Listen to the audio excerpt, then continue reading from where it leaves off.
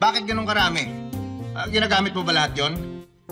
Actually, ginagamit din po ng mga anak ko. Ilan ba yung mga anak mo? 4 po, Your Honor. 4 lang? That's still a lot of luxury cars considering na 6 lang kayo sa pamilya. Senator, correction lang po, ano? Miss Dismaya, according sa isang interview, you own 40 luxury cars at hindi po 28 kagaya ng sinabi nyo ngayon.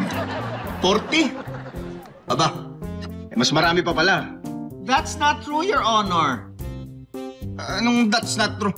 Nasa records nga, 40 luxury cars ang pag-aari mo, tapos ngayon sasabihin mo 28 lang. Sabihin mo totoo, huwag ka magsinungaling.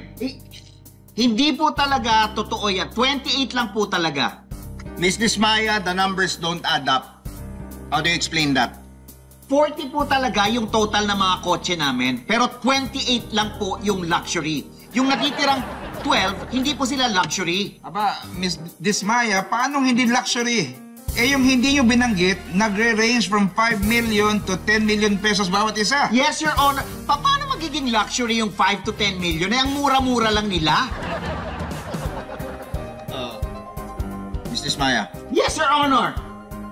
galit ka ba? Hindi po, Your Honor. Dismayado lang. Iyang-iya naman ako sa inyo, no?